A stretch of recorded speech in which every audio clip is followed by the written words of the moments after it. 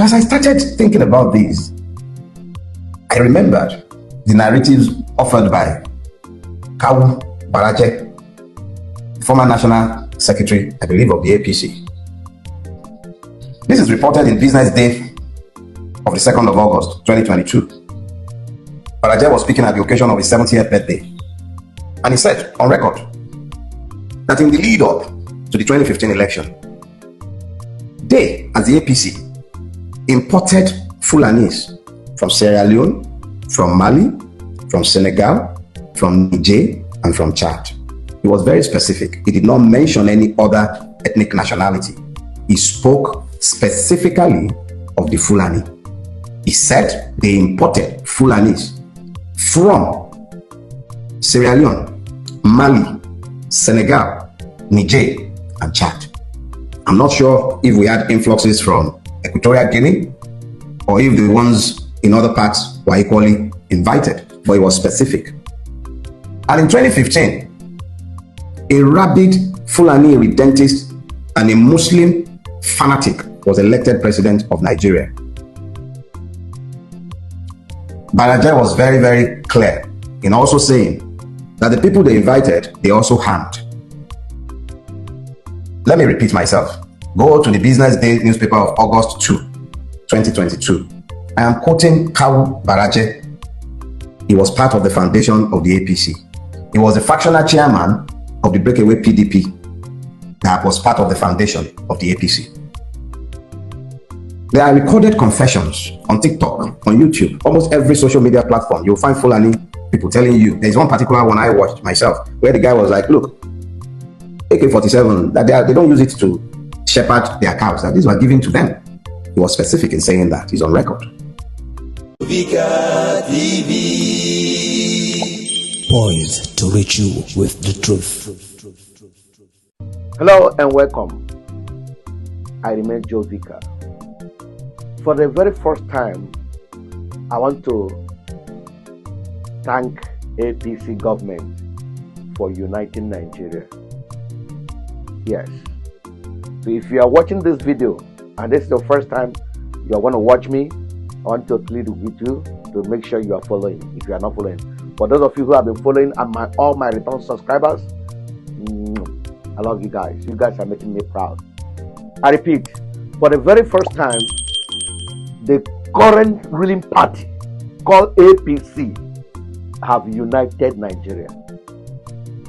Because from the history, from the time of amalgamation, 1914, there has never been a time Nigeria is united except now. You may be wondering, is this going drunk? I'm not drunk. I know what I'm saying, and I will prove it to you. Number one, Nigeria has been united in hunger. In other administration, or let me say, this current since 1999, in other administration, the hunger will be prevalent in one area and will never be prevalent in another area. But for the very first time, all the 6 geographical locations of Nigeria, geopolitical locations, are being united in hunger. Except you fight your way out of it. But the government is giving one unilateral decision that is buying the people, and which is hunger. Number two, they have also united Nigeria in making sure that the economy is affecting everybody. So we are united in bad economy. We are united in Nigeria with so many negative things by this current leadership in power. But something baffles me. But to crown it all, we are united in insecurity orchestrated by terrorism, Fulani harassment, and what have you. There's no area in Nigeria that is not being affected by this particular pandemic. Now, I don't want to dwell so much on the problem. The question I will keep asking myself, what is the way forward? Why are we still remaining in this quagmire? Can we ever move forward? I have a solution and I want to for this wickedness, wicked unity that we are being united in all people losing their life every day. This government has failed us. When I talk about the government, both the PDP, MUP, GDP, DBP, PPP, APC, they are all the same people. In the midst of this particular hardship, wickedness, you guys saw the PDP have endorsed Tinubu for second term. What an irony. An opposition have endorsed their enemy to run for the third time. And let me tell you, after Tinubu in 2031, another Natana, who is a Fulani man, has already been gazetted to take over. His running mate is coming from the southeast.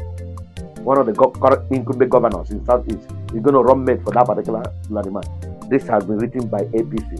It's a continuation of the wickedness, their suffering, and the attack on humanity. What is the way forward? But let me open your eyes a little bit for you, in case if you don't know things that has happened. Where I want to emphasize, we are going to look for solution is one particular thing: this epidemic, this disaster that we call banditry. They have different names. Some area it is bandit, some area it is unknown government, some area it is herdsmen, and different names. But let's watch this video in case you must have forgotten. This is when complaints started coming from governors who are chief security of their state. It shouldn't be taken for a joke. Some people say there's nothing like plan to take over Nigeria by any group. We are just doing propaganda. I will leave you to your faith, to your belief. But my prayer for you, let it happen to you so that you will believe it. Why it's also paining me that some of us cannot reason. I'm going to be showing you a video. Okay, let me, before I show you that video, watch this man. I suspect that very soon some states will be taken over by these Fulani men called bandits. I suspect that very soon the presidential villa will be handed over to them. This is a plan. Nobody should deceive me. I am more than 60 years. Nobody should deceive me that it's just bandits are just coming here and making this thing. It is a plan to hand over to these Fulani men who are called bandits so that there will be no election. This federal government, not that it is insensitive, is working towards an agenda that they have planned to Fulanize this country and take over. It's not even about Islam. They are using religion as a shield to Fulanize. You heard him very well. They are using religion to Fulanize. The agenda is the Fulanization. That is why you see all manner of atrocious acts taking place all over Nigeria by the same group of people with different names. They are the same people you call bandit. They are the same people you call herdsmen, armed herdsmen. They are the same people you call ISIS or ISIS. They are the same people you call Mieti Allah. There are different names. There's a new one that also came up. Is it Al-Qaeda? What different names? The same people, group of people in different names with the same operation. I repeat, the same people with different names, with different identity, but the same operation and the same agenda. And what is the agenda? To Fulanize. Some of them are the shoemakers you see today. They are coming from that angle. Some of them, you heard a story of a shoemaker. All the paka. He came to do paka for a woman, trying to polish and clean. The woman, he discovered that the woman was lonely. He grabbed a knife to bite the woman, but he couldn't finish the work. He only stabbed her. No, it has been there. My pain remains that some of us are doubting it. I pray it will happen to somebody that belongs to you, so that you accept it. Because there's no way you can believe until it happens to you, or they catch you and tell you when they are kidnap one of your relations. They will share their story with the person. Say, this is our agenda. Hey, but then you may believe if you want. Now, this governor complaining. We have so many videos on this man that have complained about the instant massacre of his people, Benue. He left power. The people were thinking that he is in opposition. He was in PDP then. Now, recent governor of the same state, Benue, is APC man, a reverend father for that matter. The same reverend father has just come out to complain that this is, he has complained. Maybe I'll get, if I see the news, I'll flash it here, you see it, that this is no more on the Fulanization. This is a calculated attack to take over his state. A governor of the same APC is complaining. Have you seen why that I say we are united in one thing at this time? Because the same APC is also complaining. PDP is complaining in insecurity. They are all affected. In case also you may have forgotten, this one is about the mid-belt. Let's watch this one. Oh, we've seen a trace of it today because some people were arrested with fake army uniforms. They came with 18 AK-47 and they were arrested. But unfortunately, as I'm speaking right now, as those people were arrested, the QRS person, through the order of the Commissioner of Police, were asking that those people should all be let go. And before this time, fortunately, some of our guys were able to capture this thing with their phones. So we have pictures of the fake army uniforms those people were wearing. We are going to play for the whole world to see. The 18 AK-47 recovered by the police. Police have allowed them to take them all back. This is the same war sword that was pronounced. The IG of police we've reported this thing to the highest order. We've reported it to the presidency, to all the arms of the security agencies. And nobody has taken steps to address it. So they are leaving Akwa people to defend themselves. Meanwhile, they are using our own oil money to maintain security. Just recently, the SS crude account that was kept for our own people had been used to acquire military weapons. We didn't know those weapons were used to come and intimidate Akwa people. So we've called on all the powers that be. We've called on the international community that this is a war that has been declared. I've never heard where Nigeria police is a partisanship. This is the first time where the entire police structure is belonging to a particular political party. But since we don't have the police, we don't have anything except God that we have on our people. We want to let the whole world know that whatever happens in this state is caused by the police. When a governor is complaining, calling the international war, a governor is complaining, and you, as a layman, a civilian, telling me there is no agenda. Governor from Benue, former governor, and this is another former governor of Akwa Ibom, the same issue. Talking about the police, I remember in occasion one of my parishioners went to the farm. The husband of my parishioner went to the farm.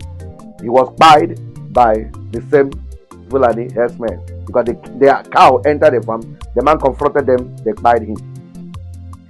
And that did not stop there. When the spy continued, about 3, 4, 5 people in the same area, the community, this thing happened in Oheji, the community went to take action and discovered that these people were already armed, waiting for them. They quickly ran to the police station and reported. Several calls were made. My bishop now went into the matter, went to the police station, said, these guys have been calling you guys. You don't want to intervene. What do you say? My Lord Bishop, our hands are tied. The only way we can come in is let the community rise, confront them. When it comes turn to two fighting, we can come for peace. That we cannot go for them now. Our hands are tied.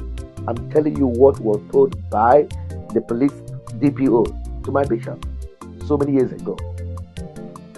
So these people have orchestrated their plans, solidify it. That's why in military, in police, civil defense, any arm of the forces, they are there. Unfortunately, our brothers, the Yorubas, are playing into the gallery. They are falling into prey into their hand. They are using them to actualize that dream. I don't want to. This video is already long, but I don't want to take time to tell you what is the solution. That is where I want heading to. Since it has been known that this will have an agenda, I want to use this video to call people like very dark man, people like Peter. That young man is Peter. Is it Peter Akaoya, the guy, the fake pastor that forced people to repent? That guy. Have you seen those two guys and some other people in different regions? Let us preach the governance of unity. Let us unite to fight this menace. I was in live program. A Benue guy joined my live. And he made a request. He said, my father told me the story of the Biafran war, that we tied the Igbos mercilessly. The Fulanis, he said, according to his story, the Fulanis were very few people, but they used us, they made it better to tie the Igbos. But since we have realized the truth, we have vowed to protect Igbo man wherever we find them in our area. Any see me today, if I see any Igbo man, they touch him, I will come for the people. That's what a Benue man was telling us in my live TikTok. He said, we have realized our mistakes. That he's pleading, let's forgive them. Number two, let's unite and fight these people. The fire is too much. Let's unite, if you ask me, to fight these people. One of the ways to fight them is no Fulani man will be elected in any federal position, if you ask me, because they are everywhere. They are being empowered. Because they are on election, they are in power, they are sponsoring Kobo Harams. Because recently there was military recruitment, army recruitment. They were complaining that Southeast is a very low number. Why will a man, Southeast man, to join? When you join, they will deploy you to the heat area of the disaster happening. They will use you as a vessel, as an instrument to convert ammunition to the opponent. They will send you, tell them, look at the road you're following, look at your position. They will ambush you and take over the truck. They will, by so means, getting more ammunition. Nigeria will keep buying the ammunition. They will use this our Southerners to hand it over to them because they don't send their brother there. Their brother will not go and buy them. I don't want to talk too much anymore. I've already spoken enough.